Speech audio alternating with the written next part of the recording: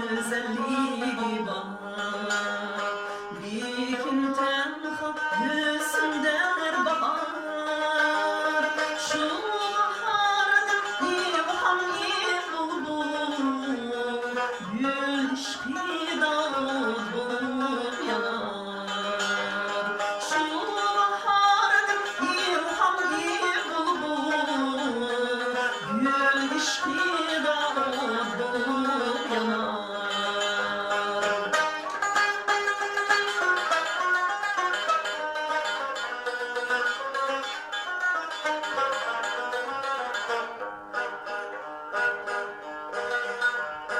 Yalnız hiden çiçekler yakar, intizar çimenlik bakar.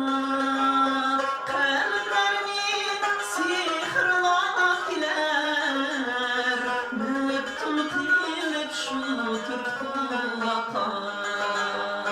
Kalplerimi sihrlap iler, mektum kılıp şu tutkulakar.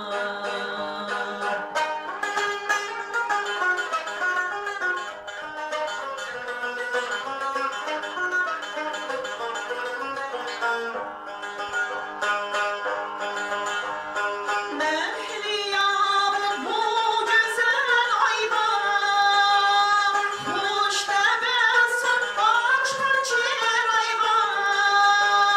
Nişkid zahrine baksam, hoş dimen vafadar yardan.